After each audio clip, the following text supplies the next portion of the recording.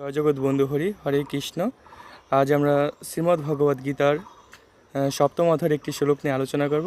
শ্লোকটি হচ্ছে চতুর্বিধা ভজন্তে মাম জনা সুকৃতি অর্জুন আর্ত জিজ্ঞাসুর অর্থার্থী জ্ঞানী চ ভরতর্ষভ। শ্রী ভগবান এই শ্লোকটিতে বলেছেন, হে অর্জুন, চার প্রকারের সুকৃতি সম্পূর্ণ পুণ্যবান মানুষ আমার ভজনা করেন। এর মানে হচ্ছে আমার চার প্রকার ভক্ত রয়েছেন। তারা হচ্ছেন আর্ত, অর্থার্থী, জিজ্ঞাসু ও জ্ঞানী ভক্ত। এখন আমরা প্রত্যেকটা ভক্ত সম্পর্কে আমরা একটু জানব। আর্তভক্ত হচ্ছেন তারা যারা দুঃখ দুর্দশায় পড়ে যিনি ভগবানের আশ্রয় নেন, তিনি হচ্ছে আর্তভক্ত। তার হৃদয়ে যখন ঈশ্বরের প্রার্থনা জাগে বিপদ থেকে উদ্ধার পাওয়ার জন্য যে ভক্ত ঈশ্বরের ভজনা করে থাকেন তারা হচ্ছে আর্তভক্ত। অপরদিকে অর্থার্থী ভক্ত, যিনি ধন, বিদ্যা, সাফল্য বা অন্য পার্থিব বস্তু লাভের জন্য ঈশ্বরের শরণাপন্ন হন, তাকে আমরা অর্থার্থী ভক্ত বলি। বা যারা কোনো কিছু পাওয়ার আশায়, কোনো কিছু লাভ করার আশায় ঈশ্বরের ভজনা করেন, তারা হচ্ছে অর্থার্থী ভক্ত।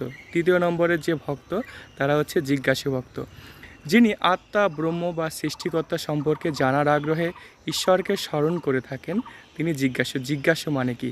যিনি কোনো কিছু জানার জন্য ইচ্ছা পোষণ করে থাকেন।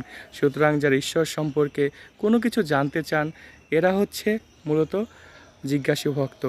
এবং 4 নম্বরে রয়েছেন জ্ঞানী ভক্ত, যিনি ঈশ্বরকে সর্বত্র দেখেন, জ্ঞান ও সাধনার মাধ্যমে ঈশ্বরের সাথে একাত্ম বোধ করেন, তিনিই শ্রেষ্ঠ ভক্ত। তাই শ্রী ভগবান বলেছেন যে আমার যে 4 প্রকার ভক্ত, আর্ত, অর্থার্থী, জিজ্ঞাসু এবং জ্ঞানী ভক্ত, এর মধ্যে মূলত আমার জ্ঞানী ভক্তই শ্রেষ্ঠ। কারণ জ্ঞানী ভক্ত কখনো কোনো কিছু লাভ করার আশায় না, বরং ঈশ্বরের ভজনা করার উদ্দেশ্যেই শুধুমাত্র ঈশ্বরকে সেবা করে থাকেন। তাই ভগবান বলেছেন যে আমার 4 প্রকার ভক্তের মধ্যে কোন ভক্তই শ্রেষ্ঠ? জ্ঞানী ভক্তই শ্রেষ্ঠ।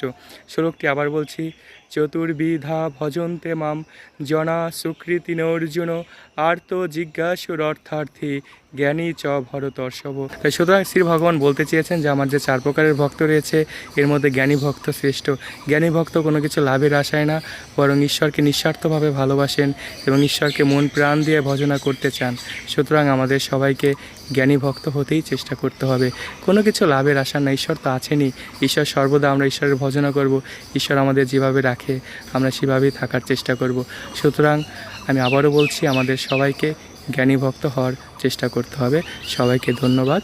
হরে কৃষ্ণ।